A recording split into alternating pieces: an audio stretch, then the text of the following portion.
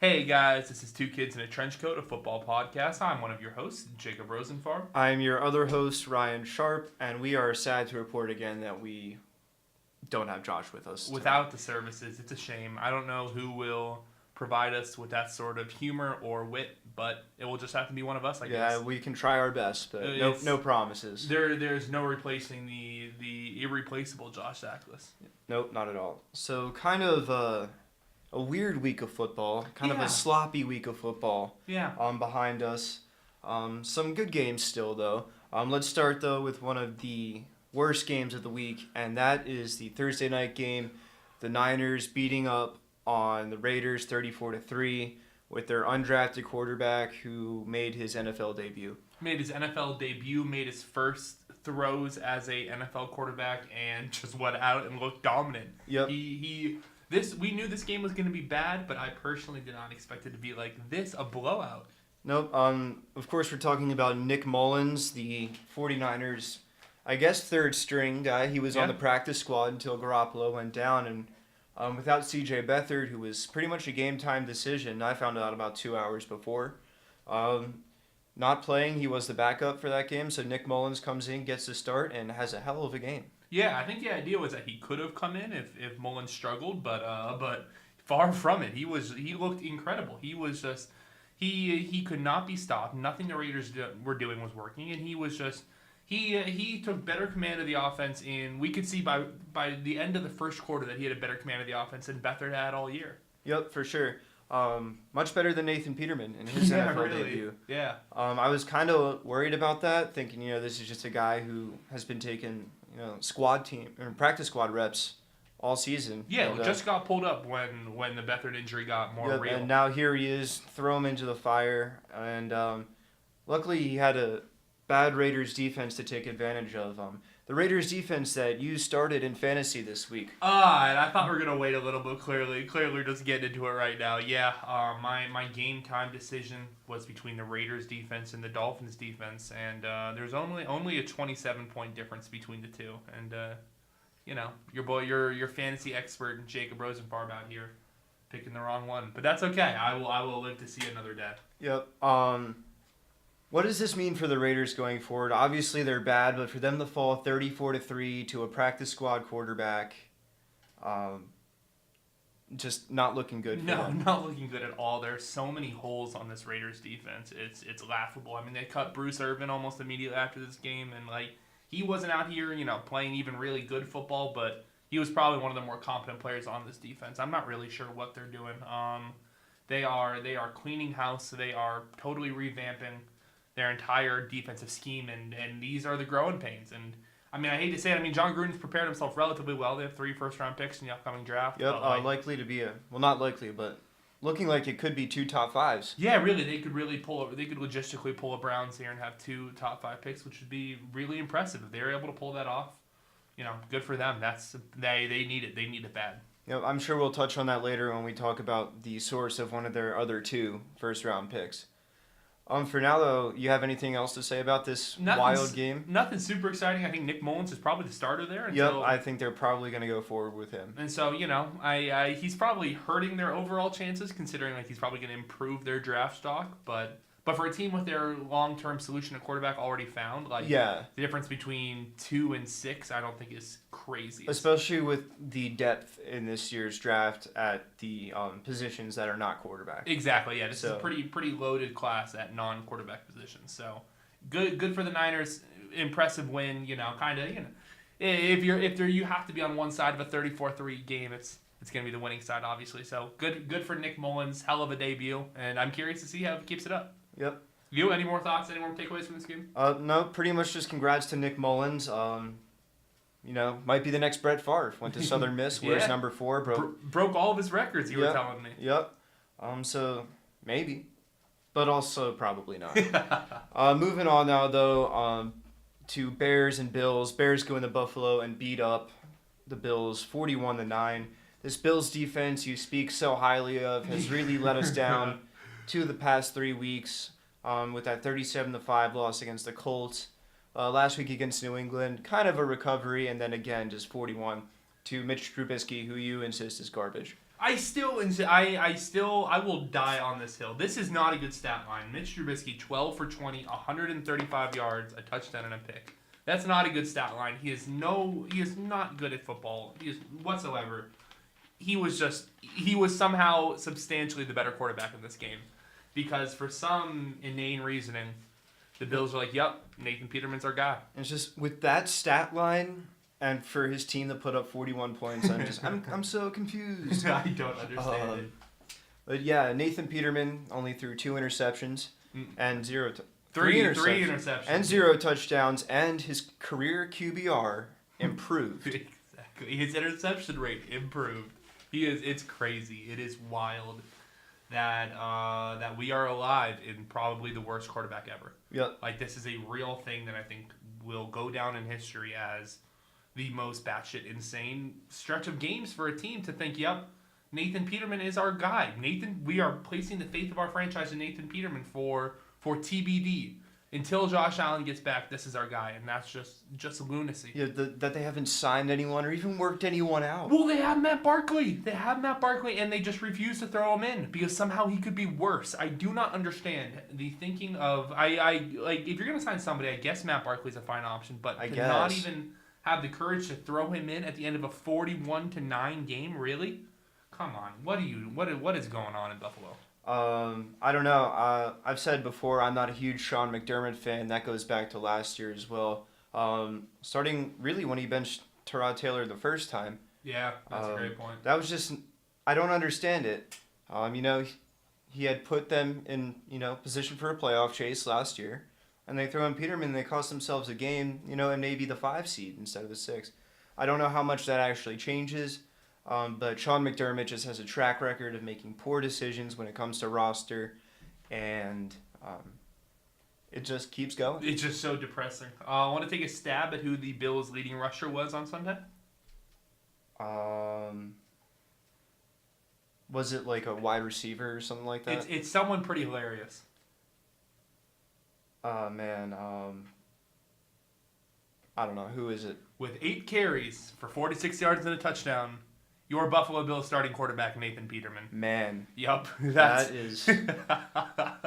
that'll help his QBR. Yeah, exactly. I think dual threat. That's what we've been saying all along. Nathan Peterman is actually a running back in disguise. Getting to the more positive side of this game, the Bears' defense looked just absolutely dominant. They were so aggressive. I think they knew that they were playing against a pee-wee football caliber quarterback and really took advantage. Yep, for sure. The crazy thing is that 2 of his picks I can vividly remember in my mind as being not that horrible a throw. Both times they deflected off wide receivers or some weird careening action had to happen. Mm-hmm. But the Bears defense was clearly just hunting for the ball that day. Yep, and it was impressive to watch. Yep, I think when you have a quarterback as interception prone as Nathan Peterman, your goal as a defense kind of maybe shifts a little less toward sticky coverage and more just towards finding the ball and coming down with it. I think that's spot on analysis. There has to be conversation mid game that be looking for the ball at all times. Be less concerned about where your man is and more concerned with tracking Peterman. Because even if your guy's open, there's a chance the ball's still coming right at you. Yeah. And so but the Bears defense jumped on it. I think we have seen defenses kind of keep allow the Bills to stay in games, and the Bills. The Bears defense was not having it. Everyone looked dominant. Everyone looked really impressive. Rookie Roquan Smith racked up 11 tackles. He looked awesome. Leonard Floyd coming off the edge. He had a scoop and score. Really just a great all around performance from the Bears defense. Yep, Bears now sitting somewhat comfortably in a playoff spot. Interesting. So you ready to declare them as the second wild card in the NFC, or are they your division champs? I'm not sure. I think they find a way in one way or another. Wow. But okay. I won't guarantee that. I won't say I think. I think it's a possibility they find. Which one of these 3 NFC North teams misses the playoffs? Vikings, Bears, Packers. Man. I think they're all as likely to miss as they are to make the playoffs at this point. Yeah. Gun to my head, though, I'm probably going to say the Bears. They just seem most likely to fall apart. Sure, I can get behind. I still really think, though, there's a legit shot, or a legit path to the playoffs for them. And I think and they might have the easiest schedule of the three. Yep. So it will be super interesting to watch how that division develops come end of the year. Yep. I guess moving on now, another potential wild card team. I think we both agreed that this team is in the playoffs one way or the other, whether it be the division or the wild card. That's the Carolina Panthers beating Tampa Bay 42-28. Another real great game from Cam Newton and another what the hell game from Tampa Bay. Yeah, incredibly a 42-28 score indicate it gives more credence to the idea that the Bucks were close. Like, this score doesn't really do justice to how big of a blowout this was. Yep. Tampa kind of worked their way back in the fourth quarter a little bit. Obviously, did not matter too much. I think the Panthers defense definitely got a little lazy. Yeah. I don't think this Bucks team puts up 28 in this late in the game without a lazy defense. Luckily, though, Cam Newton was able to move them down the field pretty quick for that touchdown to regain the lead and eventually another score to make this a comfortable victory for Carolina. Yeah, I don't think any Carolina fan was ever too worried about this game. Cam was just clearly head and shoulders above anything the Bucks could do. They were just a step behind whatever they were running. Norv Turner has really brought together the pieces of this offense, which is something as a Norv Turner. I don't want to say held hostage by Norv Turner because I think it was a little more positive than that. But Norv Turner was not the innovative play caller he is now in Carolina. He is really using some innovative schemes and some unique ways to get some of these talented players in space. Yep. There are some coaches who are coordinators and coordinators only, and it's just looking more and more like Norv Turner is one of those. But if you're good at it, then there's nothing wrong with that. No, exactly. Shout out to you if you have found your niche. If just being a head coach is too much responsibility, but you were able to kill it as a coordinator, good for you. That is equally as valuable to me as a great head coach. And so yeah, like the way they're using Curtis Samuel and a player of that caliber, they are really putting him in some creative spaces and allowing him to just do work, and it's awesome. Yep. That duo of Samuel and McCaffrey is turning into a pretty good duo. Yeah, quite the force. Two super versatile weapons who the Panthers use in a plethora of different ways, and it's really exciting to watch. Yep. I'd always thought of Curtis Samuel as kind of like a run at you kind of guy. Sure. Then we saw that one play where he's avoiding all these guys. He's more elusive than I thought. Just looping around the defense. Yeah, he made everyone look silly. The play we're referencing, I think it's a double reverse, and he just goes from one sideline to another, and then ends up somehow in the end zone, and it's incredible. He is awesome. He is super talented. DJ Moore looks like a killer pick. I like everything that they're doing in Carolina. And 6-2, they are seriously entrenched in the playoff race, I think. Yep. If the Saints weren't so good, I'd say Panthers to win the South, but obviously that's just not a lot of the parallels case right now. A lot of parallels here between the Panthers and Chargers, I think. Yep. Two teams obviously very talented, but maybe lacking that one piece that keeps them out of their conference's elite. Yep, and then they're unfortunately just in the same division as one of the best teams in the NFL. So. Exactly, yeah. So a lot of parallels there, but still a super encouraging sign for the Panthers here. Yep. You ready to move on now? Yeah. Okay. No love for the Bucks at all. Nothing you really saw from them that was super exciting. I mean, no, not really. At this point, I'm kind of just watching the Bucks for like the laughs. for the lulz with Fitzmagic back. Yeah. I want to see what they're capable of. I'm not necessarily rooting against them. It just doesn't seem like there's a whole lot going for them. Yeah. I'm really kind of disappointed with how their running back situation is sorted out. I really liked Ronald Jones coming out of USC. I thought he was super talented, but he just had a horrible camp and then followed it up with a absolutely brutal preseason.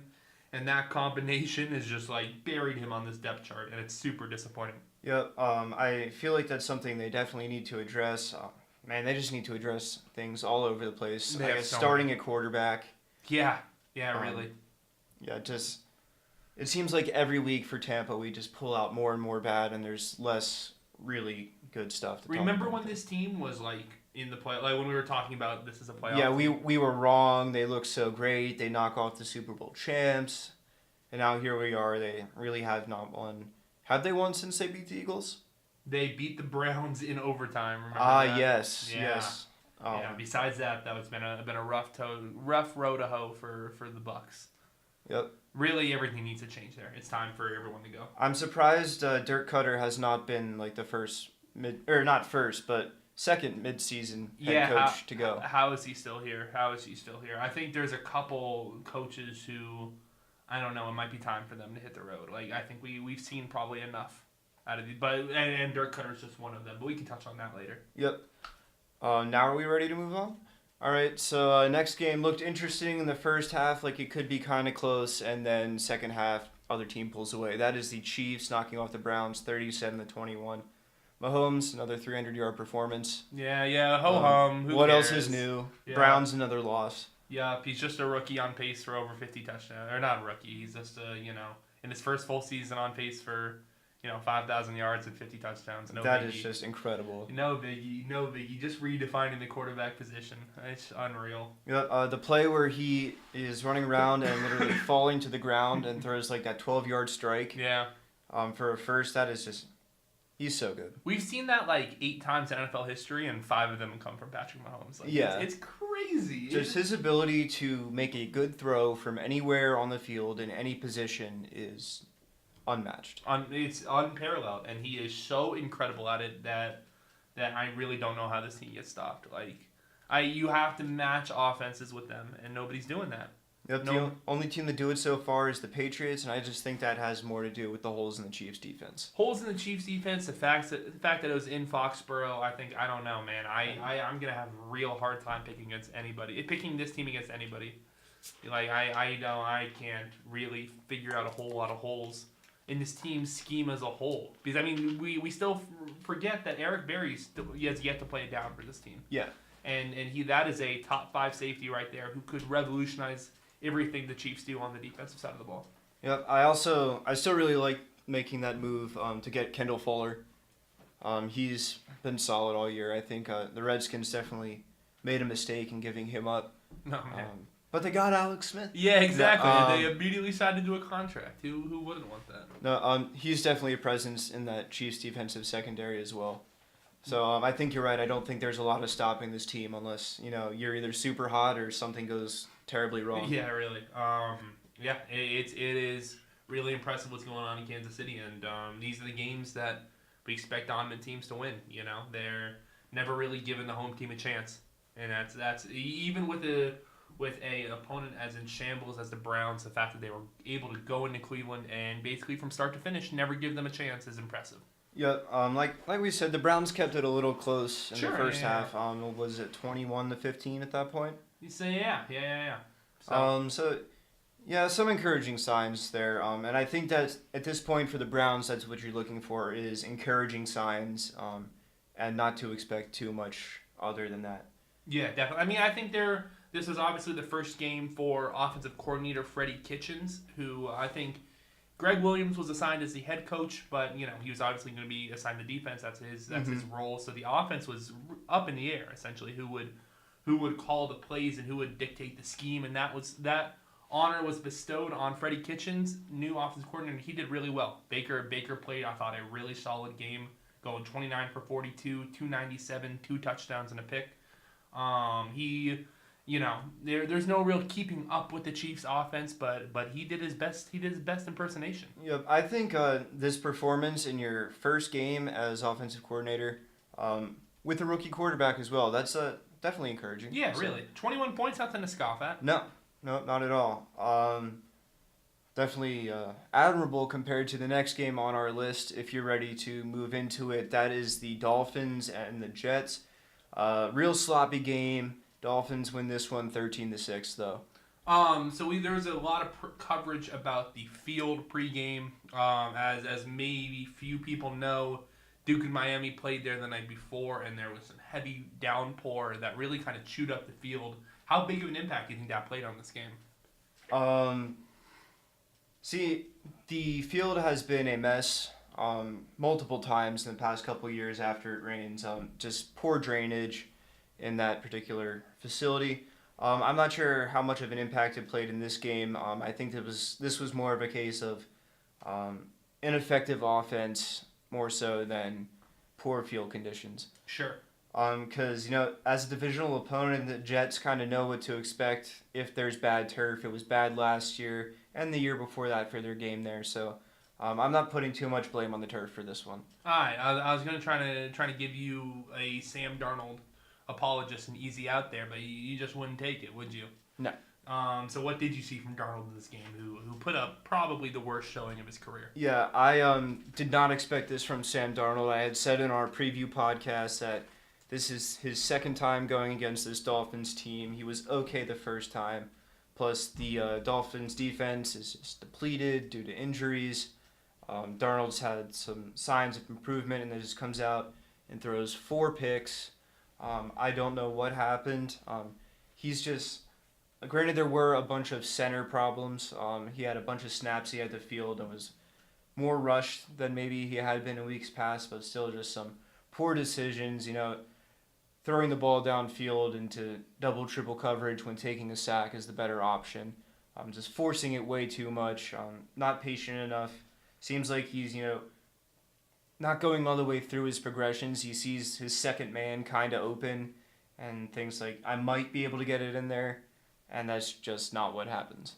Yeah, really not an impressive game from Darnold at all. Just a lot, like we said, a lot of poor decisions going around the field, and I don't know, is it time to start getting worried about Darnold? Because I don't know, I'm not. We were both incredibly high on him pre-draft, still liked where he was going in New York, and he's had his ups and downs to say the least this year. Yep, I think that's what it is. Just ups and downs that come with a rookie season. I am not too worried yet if he keeps up with this 4 picks a game for the rest of the season, maybe. But I think this is just a rough day for Sam Darnold. And, it was a rough day for the Dolphins offense, too, so I'm not going to sit here and say he was the worst player in the game. Yeah, an overall, like you said, really sloppy game. Darnold certainly a part of that, but Brock Osweiler and the electric Dolphins offense doing just enough to pull out the victory. Yeah, not even, though, because it came down to Sam Darnold throwing a pick six. That is a great point. To rookie linebacker Jerome Baker in the fourth quarter. And that ended up being enough to put this game away. It looked like the Jets were kind of threatening with under 4 minutes left. Quincy Enunwa had himself a heck of a drive. Bend don't break, though, for the Dolphins defense. Able to come up clutch. Racked up 24 fantasy points as opposed to the -4 from your Raiders. Okay. Well, not your Raiders, but the Raiders team you started. Bingo, there you go. So yeah, that was kind of fun. Yeah, that was a pretty incredible performance from the Dolphins defense as a whole. But yeah, real inept showing from the both offense in this game. Just a kind of brutal game to watch as a whole. But Yep. not impressive, but important victory for the Dolphins. Get Yep. back above 500 and keep themselves in the thick of the AFC wildcard race. Yep, Dolphins currently sitting in that 7 seed. They were in the 8 last week behind the Baltimore Ravens, who lost to the Steelers this week, fall to 4-5. Steelers win this one 23-16, and I don't think either of us really expected this win. No. Well, I picked the Steelers, but I did not expect a touchdown win. I thought it would have been, closer. Yeah, I am. I'm kind of shocked by what I saw from the Ravens. And this outside, just because they were not crisp at all on the offensive side of the ball. They were struggling to even make the simplest reads from Joe Flacco. He was just overall the offense looked horrible. Yep. Speaking of Joe Flacco, I think we can all, or not all, but discuss that one play where he had Lamar Jackson as his receiver wide open in the end zone and chooses not to throw in his direction. That touchdown, or potential touchdown, ended up being the difference. The game was 23-16. Why doesn't Joe Flacco throw that ball to Lamar? So we were talking about this at the moment, and I think I'm pretty convinced Joe Flacco didn't even give him a second look. I didn't even think to look for Lamar, just because I don't think he wants him doing well. I don't think he wants Lamar racking up stats because it hurts his overall credibility as a quarterback. Yep. Lamar Jackson on the field is bad for Joe Flacco, whether he's playing running back, tight end, receiver. safety. Yeah, whatever way, Joe Flacco's not a fan, and yeah, I think he's probably trying to keep him out of the offense. I am fairly confident that he did see a wide open Lamar Jackson. You have to think, right? This is a Super Bowl winning quarterback. This is a NFL veteran, and you're not just gonna miss a wide on a.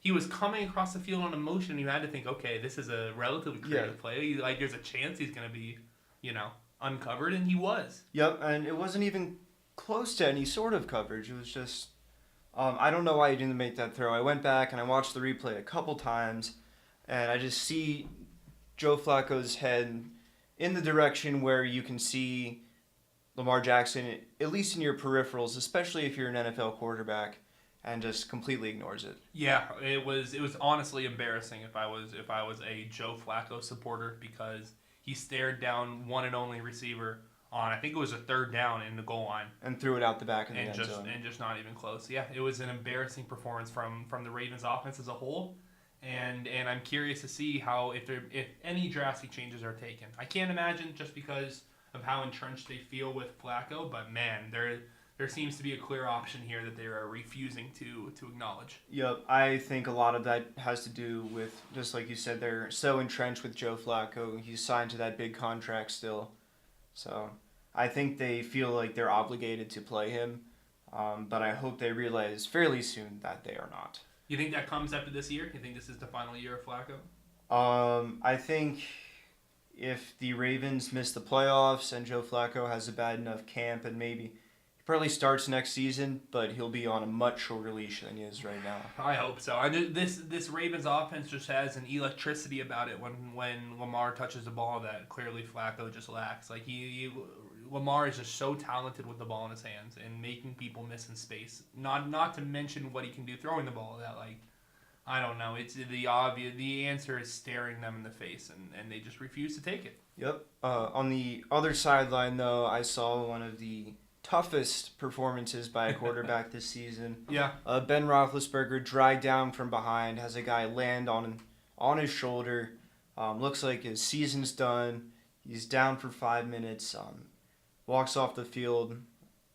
He's out for one play. He just got absolutely rocked. He looked that we were. I hate to say it out. We were making jokes about Ben Roethlisberger's career being over, and he is popping back up and playing. Yep. He takes one play off and he's back in there. Yeah, he's so old. You think you watch someone get hit like that, it's just like, oh man, like they can't be doing this anymore.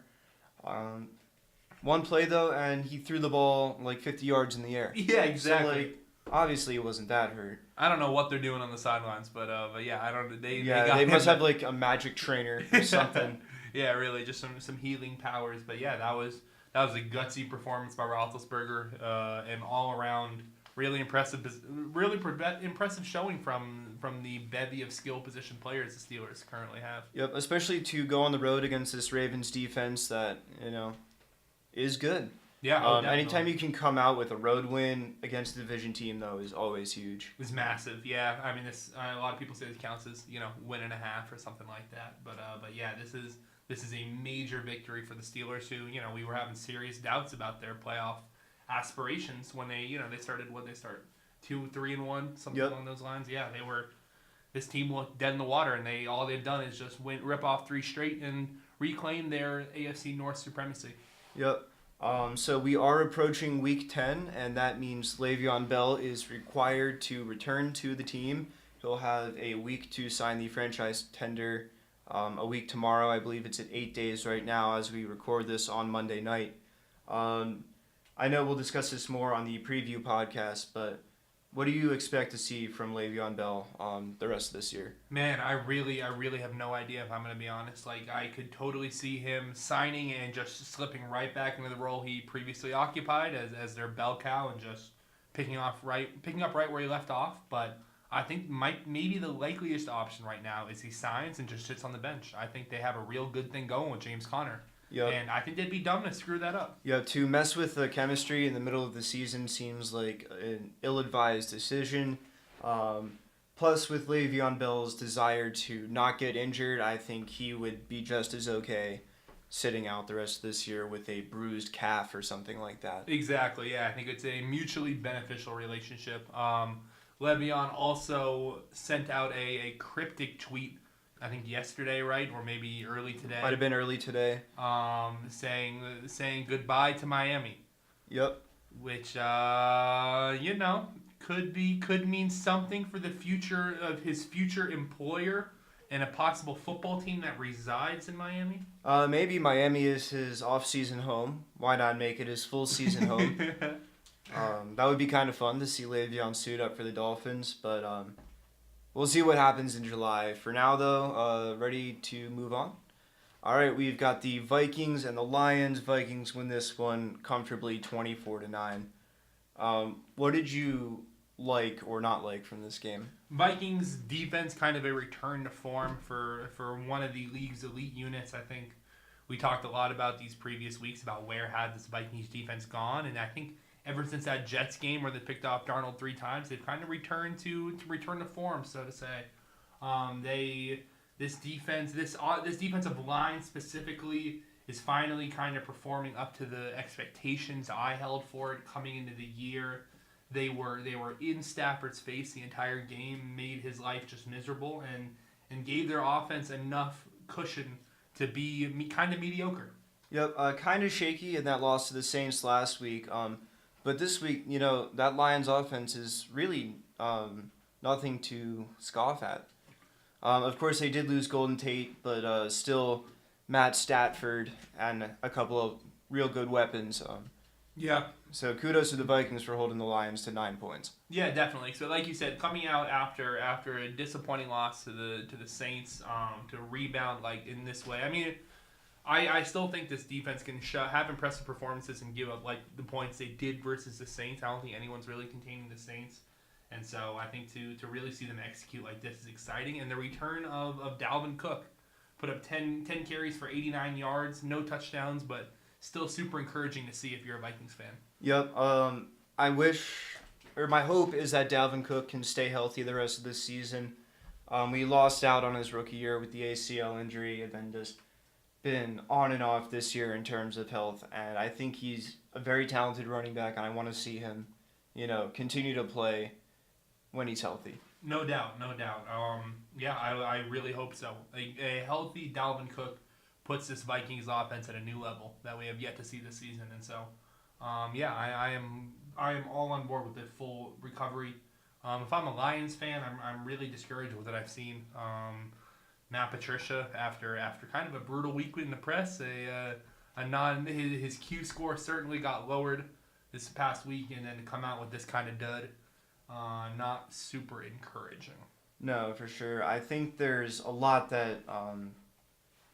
a lot of difficulties in being a first-year head coach. It just seems like there are a lot of things that he could be doing better that are just very noticeable to a lot of people. Exactly. He's making so many public mistakes. I think a huge part of coaching is keeping your mistakes in-house and keeping your, putting up this facade of competency, even if you're not. And Matt Patricia is doing horrible at that. I think everyone around the country can see how inept the Lions franchise is currently, and nothing they did in this game goes to dissuade people from thinking that. Yeah, just a real disappointing effort. Yep. This team beat the Patriots, though. I know, right? How crazy is that? Yep. And the Dolphins. That's a little less impressive. Less crazy, still equally disheartening and almost kind of unbelievable.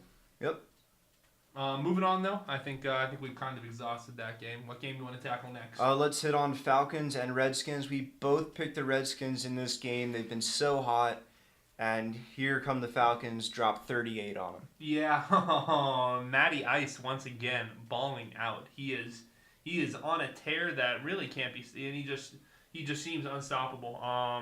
Redskins, I kind of thought they had a real good defense coming in this game. I really liked what I'd seen from them. I really liked what I'd seen from their secondary in general. And adding HaHa Clinton Dix to that, it seemed kind of a no-brainer. And then Falcons came in and just eviscerated everything. Yep, a lot of missed tackles by this Redskins defense. They allowed a couple long plays to Tevin Coleman and Julio Jones, who scored his first touchdown of the season. Congratulations, Julio. Took you long enough, but you did it. Yeah, real proud of you, Julio, finally. But yeah, overall, really disappointing performance from this Redskins defense. Like I said, one of the, I thought, more elite units in the league, and just this linebacking core was embarrassing. Yep. I'm definitely more disappointed in the Redskins defense than I am impressed by the Falcons offense. Exactly. Just because we were so high on them coming into this game. They've been stellar all season. And this Falcons team, even though they've scored some points, they've just had some all-around struggles that you think this Redskins team that was sitting at 5-2 would be able to capitalize on. Yeah, really, and they just weren't. They weren't at all. They were able. The Falcons did, I think, a fantastic job of covering their flaws, and the Redskins just weren't able to find them, and that was basically the difference in this game. Adrian Peterson didn't look as great as he did in weeks past.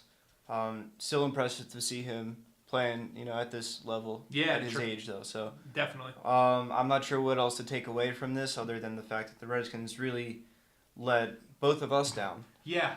I think maybe this might be more of what we see from the Redskins going forward. Brutal day for injuries today from the Redskins. They were losing 2 starting offensive linemen, including former top 10 pick Brandon Sheriff, and then they're also losing probably number 1 wideout Paul Richardson. So all for the rest of the season too. Exactly.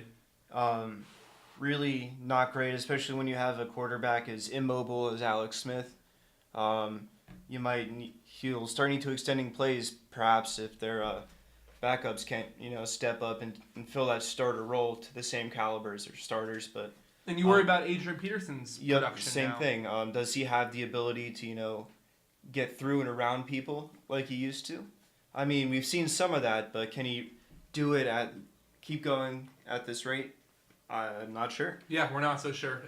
Big prove it moment for the rest of the season for the Redskins. They still currently occupy the first spot in the NFC East. They control their own destiny. They play the Eagles twice still. The division is still fully up for grabs, but as it currently stands, the Redskins have first place, and they have the ability to hold on to it. The path to the playoffs is very clear for the Redskins, just if they're able to take it. Who knows? I have definitely not given up on the Redskins based on this one game, but it seems like things got slightly more difficult for them moving forward. Definitely, maybe even significantly. Yep. Ready to move into our next game now. So that is the Texans and Demaryius Thomas traveling to Denver. Demaryius Thomas's former team, the Broncos, knocked them off 19-17 in a pretty close game. Yeah, really close game. Probably should have been a Broncos victory. We're definitely going to touch on this later, but Brandon McManus, kicker for the Broncos, had an all-time rough game, went 1 for 3, missed 2 crucial field goals, including the potential game winner. That second of those missed field goals came at halftime and produced the now viral clip of Bill O'Brien calling Vance Joseph a dumb fuck. Yep. So, that produced that moment, which I guess is kind of good. Yeah. Kind of interesting, I guess. I mean, I don't know how much right Bill O'Brien has to call another coach dumb, but in this particular case, I guess that's okay. And his team got the win. So. Exactly. So did you hear his explanation for it? I did not. No. So his explanation was, no, I wasn't saying that about another head coach. I would never say that about another head coach. I was saying it to someone on my sideline, which means that he was calling someone on his own team a dumb fuck, which is slightly less encouraging. Yeah, in that case, I don't know which one's worse. Like, do you say that to one of your colleagues and another head coach, or one of your colleagues on your own sideline? Neither of those seem great. Both are bad. Both are embarrassing, and both should go into the Texans front office thinking when they decide to fire Bill O'Brien this offseason and hire Cliff Kingsbury. Yep, for sure. Cliff Kingsbury to the Texans. He would never say anything insulting like that to he would another not. Coach or anyone on his sideline. Exactly. So if you need more proof, there it is. But get into this game, kind of a ho-hum game from both of these offenses. I was kind of disappointed in what I saw from the Texans. I kind of expected them to light up the scoreboard a little more than this. Yep, especially after that incredible performance by their offense against the Dolphins. Yeah, exactly. And the fact that they kind of throw up this dud. After the long week, too. Definitely, I don't want to say disappointing because they came out with the win, but not as fun as we thought. No, definitely not as fun as we thought. Yeah, I was definitely expecting more out of this revamped Texans offense. You know, Demaryius Thomas only pulling down 3 catches in his debut. Not exactly what you're looking for. Lamar Miller only managing 21 yards. Yeah, real kind of ineptitude on the Texans offense. But the fact they were able to pull out a victory, I think, says a lot about their team. Yep, able to, hold it together, even if it was with, Elmer's glue slapped together the night before the due date. They did it, and they came out with the win. So, 6 in a row now for Houston. Yeah, that's unreal. And a fairly comfortable lead in the AFC South. Really, they went from worst to first and just decided to stay there for the rest of the year. They have such a ridiculously easy schedule coming up. They are going to, I think they're almost a lock for double-digit wins in a playoff spot, which was sounded crazy to say after 3 weeks. Yep, after 0-3, we had all pretty much given up. It was not looking great, and No. here they are now, 6-3, and we're back on board the Texans train. Oh yeah, we are, baby. Yeah, these are the kind of games you need to win if you're a bad team hoping to surprise some people, and they got lucky for sure. But on the Broncos side, real problems with this offense. I'm not sure if it stems from the play calling or the quarterback play, but can't manage 17 points at home. No, and the thing is, I don't know what will happen to address this quarterback situation. Case Keenum's deal is fairly small. Yeah. He only has 2 years left on it after this year. I don't know if John Elway is capable of addressing this in the correct manner. Yeah, you're telling me you don't have faith in Chad Kelly Stan John Elway? You're telling me you don't really trust him to scout quarterback potential? No. As good as he was on the field, he just apparently struggles with picking out current quarterbacks. Clearly lacks the ability, but yeah. So I'm not really sure where the Broncos go from here. I tend to think that Vance Joseph is more of the issue rather than Case Keenum, but I don't think a change at either position would be the worst thing in the world. No, not at all. I agree with you, though. I think it probably starts with head coach, and then you address the quarterback. Yep.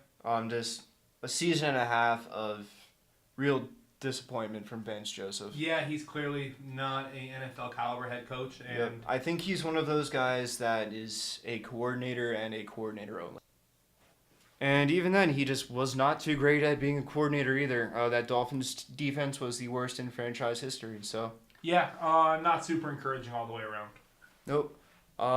Moving on to our next game, though. Another one that featured a couple missed kicks. That is your Los Angeles Chargers traveling to Seattle and knocking them off 25-17. Yeah, this game ended in a 1-possession score, but this definitely should have been higher. A absolutely brutal game from Chargers kicker Caleb Sturgis. Missed all 3 of his kicks, including 2 extra points and a field goal. In total, leaving 5 points on the board, which is kind of unfathomable in today's day and age. Yep. So how did they win this game? They won this game through another amazing performance from Melvin Gordon and Phillip Rivers continuing his path as one of the season's best quarterbacks. This offense is dynamic.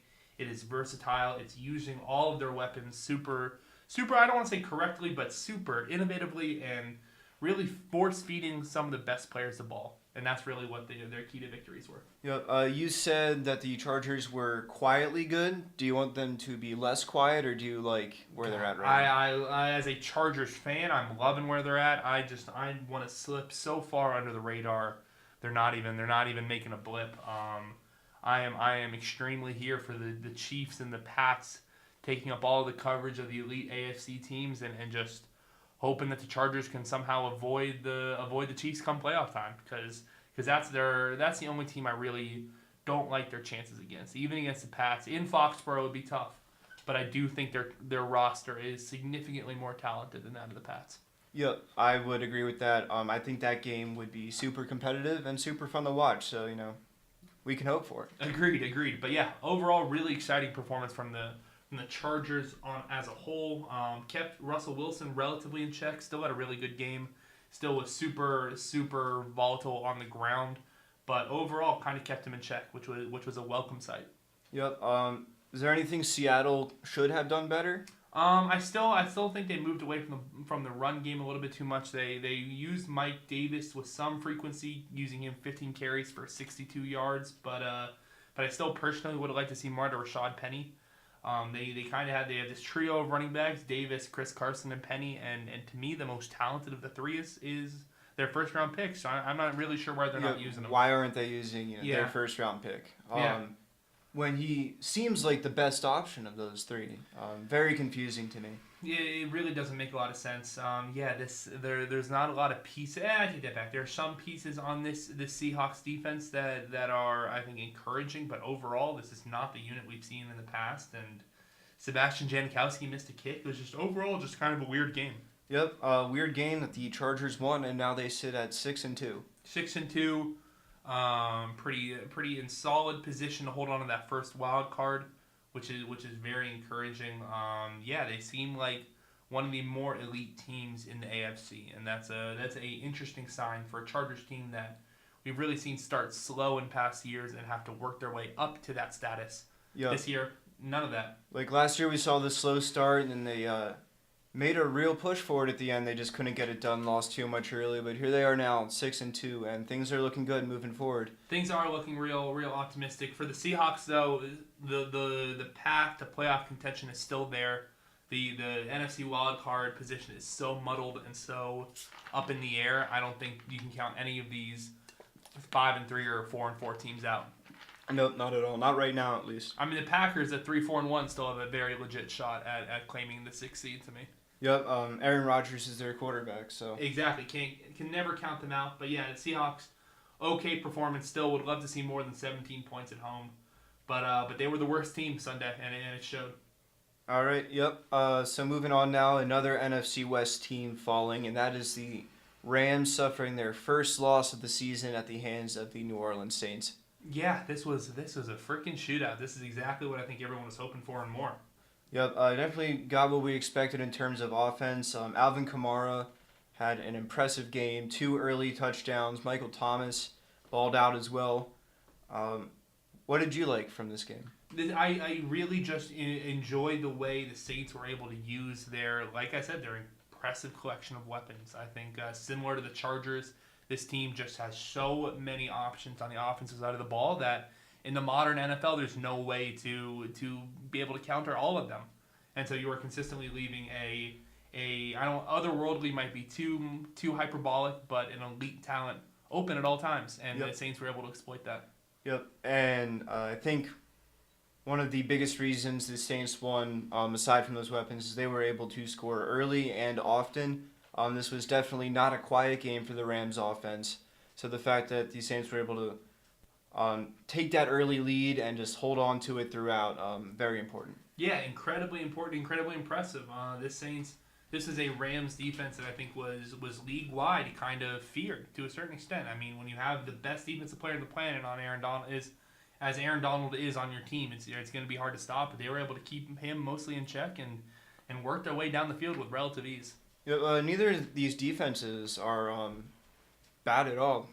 Two top 10 defenses, I would say. Yeah. So for their offenses to go off on each other like this is super impressive. Oh, incredibly impressive. But possibly even more impressive was the Saints defense, holding Todd Gurley to only 68 yards. That is by far his lowest output of the year, and not a worrisome sign for the Rams because you're still 8-1, but slightly concerning, thinking that this may be a preview of a possible NFC Championship game. Nope. I don't know how concerned I would be if I was the Rams. At this point, they still might get home field. That's a discussion for later, though, and it's also hard to beat the same team twice. For me, I think a lot of this loss comes down to how much they had to give to take care of the Packers last week, and then go on the road and play this real tough Saints team right after that. That just seems like not a great situation in terms of efficiency and stamina, and I think that caught up to them a little bit. That's a huge point. That's a great point. I didn't even really consider the resources they had to devote to playing such an elite team like the Packers and then traveling across the country and facing another just absolutely dominant team, and the Saints is taxing to say the least. If I'm the Rams, I am really concerned by what I saw out of the secondary last night.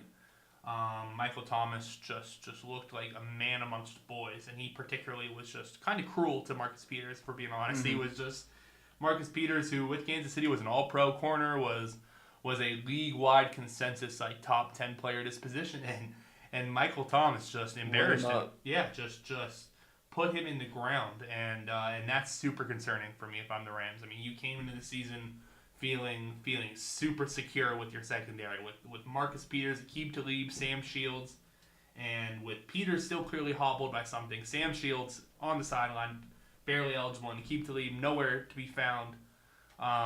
Concerning to say the least. Yeah, we had so much expectations for that Rams secondary, and they've just really disappointed so far. They really have. But they're still 8-1, so Exactly. I think we should step comfortably away from the panic button. Oh yeah, far away from the panic button. I think this is just an off week for them, and just they're tired. Yeah, and the Saints are good. And they still put up 35 points. Like at the end of the day, these are clearly the cream of the crop in the NFC, and I just want to see this game again. I'm ready for another one. Yep, me too. Rams Chiefs next week. That'll be fun. Is that really next week? Oh no, that's in 2 weeks. Yeah, okay, there we. Next week's Monday night game is Giants Niners. If you can believe that. Oh man, yeah, that is. But in 2 weeks we get Rams Chiefs. Rams Chiefs in Mexico City. Oh man, I cannot wait. Yep. Moving on now to our next game, the final one on Sunday night. That is the Patriots knocking off Green Bay 31-17. I think we expected a lot more offense out of Green Bay, at least. Yeah, one of these days I'm gonna stop stop getting emotionally swept up in the fervor of Aaron Rodgers on Sunday night, and yeah, he proved me real wrong once again when I don't want to say he threw up a dud, but there's probably only so much he can do. Yeah. Receiving super thin. There, Jair Alexander seemed to take a major step back against the Patriots. Yeah. Compared to the game he had against the Rams, I was disappointed by that. I thought maybe he's figured it out, but regressed a good amount. I think we're probably just gonna see just a game to game sort of just an up and down for this young secondary as a whole in the Packers. I think going up against such an experienced quarterback, and a quarterback who coming into the game knows exactly what weak points to target, and is less worried about his receivers making moves and more worried about just putting them in the best possible situations. Regardless of what they do, Tom Brady's going to be able to throw them open, or knows they're going to be open. And that's just kind of an impossible situation for a young corner like Jair Alexander. Yep. Josh Gordon is someone I noticed open a lot. Quite a bit, yeah. So yeah, not super encouraging for the Packers secondary as a whole, but I think you're right. I think I'd be a little more worried about only putting up 17 points. Especially against this Patriots defense that is also not that great. Exactly. So a little bit concerning. And when watching that game, it wasn't like I really felt like they were doing anything wrong or that there was a lack of creativity maybe in the Packers offense. It didn't really feel that way. They just weren't scoring points at the rate we usually see them. Yeah, it seemed more like a failure of execution than just a poor performance. Yeah, I agree. So just kind of a weird game overall, but nonetheless a pretty thorough Patriots victory. Tom Brady not gaining his touchdown until late in the second half. Another, I don't want to say disappointing performance, but kind of a subdued performance from the GOAT.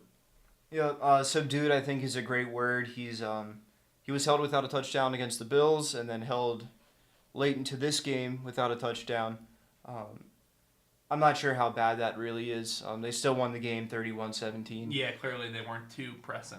Yep, and if Tom Brady feels okay playing quarterback, then I would not mess with that. Another exciting or intriguing development coming out of New England is the new RB1 Cordero Patterson getting some goal line carries late in the game last night. What do you think they have there in Cordero Patterson? I think they have a wide receiver and a kick returner who is capable of taking some carries.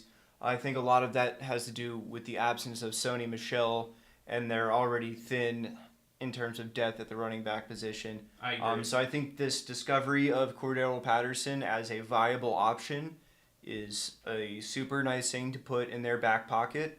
But I think once Sony Michel is healthy, we see a major cutback in Patterson's carries. I think you're probably right. I think it was a fun little gimmick for these couple of games. But once the real running backs come back, Yeah. I would not be shocked to see him move back to his original position. No, it does, though, open up the potential for some fun trick plays. Oh my gosh, yeah. They're definitely gonna have some packages with White, Cordero Patterson, and Sony Michel all on the field at the same time. Yep. Now that they know Patterson's capable of running the ball, like I said, nice thing to have in their back pocket, and we'll see if they use it. Quadruple option, you think we see it? You think Tom Brady, Cordero Patterson, James White, and Sony Michel? I think it's a triple option, but Tom Brady running the ball isn't one of the options. Okay, I can get behind that. That'd be pretty fun to watch still. Any other takeaways from the kind of a dud, if we're being honest, not exactly the shootout I was anticipating. Yep, it was, the matchup of the best quarterbacks in the league right now, or two of the best quarterbacks in the league right now, and kind of a disappointing game from both of them, but Pat's got the win, so. Yep. Moving on to Monday night, though, final game of the week. Titans traveling to Dallas and taking a victory away from the Cowboys, 28-14. Yeah, pretty impressive game from Marcus Mariota. Not an incredible stat line, but his ability to extend a lot of plays and eventually scored the game securing touchdown on his legs. Was like 3rd and 8, able to just take it in himself. I was impressed by him. I was not impressed by Dak Prescott or Zeke Elliott tonight. No, not at all. It just seems like this was a must-win game for Dallas. They're at home, and for them to lose it to this below-average Titans team is a real hit below the belt for a team who I think still had some playoff hopes, but they're just fading now, and it looks like they're potentially losing out on a top 5 pick if they keep playing like this. Yeah, we teased it earlier in the show, but the potential of the Cowboys. I think Cowboys losing the top 10 pick is almost a foregone conclusion now, and we're creeping slowly in the top 5 category, which is just embarrassing for their franchise as a whole to give up when you have so many issues surrounding your team. To give up the most valuable asset you have is lunacy. Yeah, and a massive black mark on their franchise as a whole. Yeah, this is just a game they could not afford to lose, and they did it. Yeah. Man. Just disappointing. Amari Cooper scored. Yeah, exactly. That was kind of cool. That makes the lost top 5 or 10 pick kind of worth it, maybe. He scored a touchdown against the Titans in a game that they lost. I can't get over the fact that they went out there and looked completely incompetent in a game they knew they had to win. NFC East was wide open before this. You had Dallas at 3-4, Philly at 4-4, and the Redskins at 5-3. 2 games separating them, and now it's just they seem so out of it. Their record insists that they're maybe still in it. Just they look so bad that I don't see a path. I see no hope. Jason Garrett is a horrible coach. Like I said, we talked about this earlier, and I think he's part of a group of coaches that just needs to see the door immediately. They have run their course, and Jason Garrett is certainly one of them. Nothing going on and off in Dallas gives me any sort of hope for their offense moving forward. Dak Prescott was not put in comfortable situations tonight. He looked constantly kind of under pressure and uneasy in the pocket. There weren't a lot of easy throws for him to make. And it just resulted in a super disappointing performance for the previously undefeated at home Cowboys. Yep, undefeated at home, and they lose this game to this. Yeah, but lose by 14 points to the Titans. That is not an encouraging sign. But if we do want some encouraging stuff, let's give out our awards for this week, offensive and defensive players of the week at least. Who is your offensive player of the week? My offensive player of the week, just touched on him a couple minutes ago. It is New Orleans Saints wide receiver Michael Thomas. Pulled down 12 receptions for 211 yards and a touchdown. Just was absolutely incredible matched up against Marcus Peters.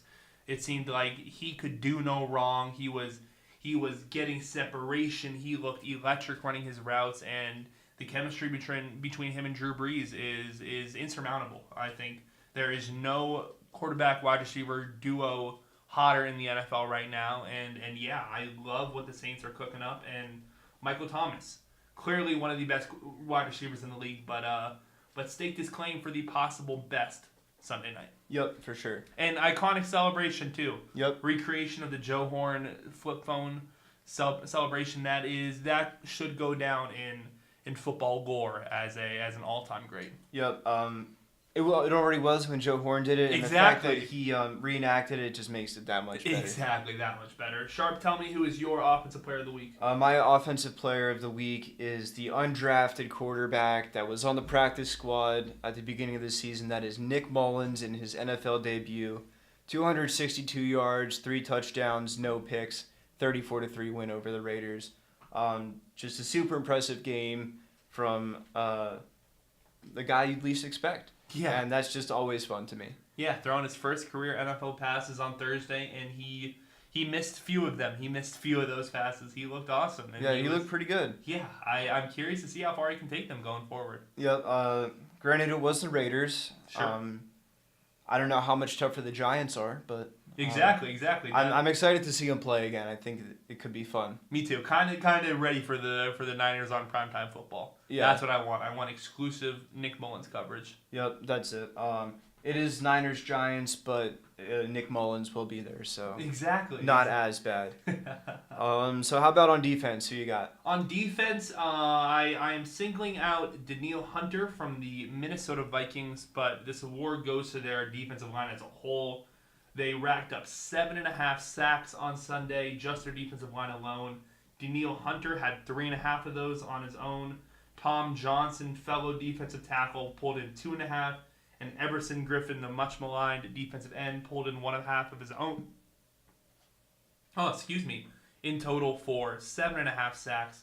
Just an awesome performance from, like I said, a unit coming into the year I thought was going to be phenomenal, and it hadn't looked quite as impressive as I anticipated pre-season, but now it's kind of shaping into form, and a great performance from the Vikings defense as a whole. Yep, definitely taking some major steps in the past couple of weeks. How about you? Who is your defensive player of the week? My defensive player of the week is rookie linebacker Jerome Baker from Miami. Pick 6 late in the game to go along with 4 combined tackles, 4 total, and an assist. Most importantly, though, is that pick 6 late in the game to put the Dolphins up 13-6, and they're eventually able to hold on and win that game. Yeah, that was huge. We were watching the replay of that game, and it was such a mature, from snap to touchdown, an incredibly mature and poised play from Baker, who never took his eyes off the quarterback, followed the tight end he was covering, and made a great play on the ball. And yeah, it was the ultimate difference maker in the game for the Dolphins. Super encouraging sign, and I'm loving what I'm seeing from this young Dolphins defense. Yep.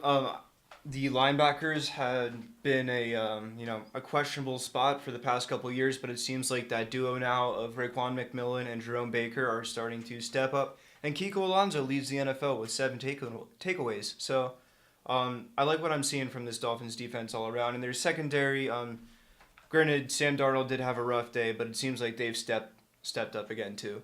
I mean, yeah, it's when you have a defense of this caliber, other options on your team are required less of. And so for the Dolphins to only put up 13 points and still come out with a victory says a lot about where this defense has come. Yep.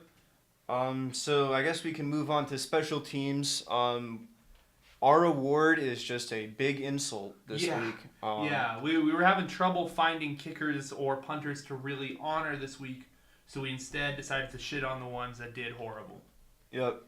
That would be Caleb Sturgis. Yep, we can start with Caleb out Sturgis. Like we said, 5 left 5 points on the board in the form of 1 missed field goal and 2 extra points. Sebastian Janikowski missed a kick. Sebastian Janikowski, Brandon McManus. Ryan Suckup missed a chip shot tonight. Yep, go along with Brandon Mayer, who also missed a chip shot tonight. Just a super disappointing. Jason Myers for the Jets missed 2 possibly game-tying kicks. Just an overall horrible performance from kickers this week. Yeah, so hopefully they get it together and give us someone to give an award to next week. Definitely. Sorry, correction. Jason Myers only missed 1 kick, but still really, really uninspiring performances from the kickers as a whole this week. And yeah, we want better out of you kickers. We want to give you awards, but if you're gonna do stuff like this, we can't justify it. And no one scored any touchdowns or blocked any punts either. So that combination right there forced our hand and made us go kind of mean, which I'm never a fan of. But when Caleb Sturgis misses 3 kicks, you gotta. Sometimes it just has to be done. It just has to be done. Anything else you'd like to add on from this interesting week of football? Yeah. I don't think we learned a whole lot this week. I think everything we knew about the teams kind of confirmed. I think we're entering week 10, and I think the pretenders and the contenders have established themselves, and there's only a couple teams left to shake out. That will really define the 2018 playoff picture. Yep, getting the double-digit weeks and moving into that playoff push. It'll definitely be exciting. We'll be back in a couple of days for our Week 10 preview podcast. Until then, this has been 2 Kids in a Trench Coat. Thanks for listening.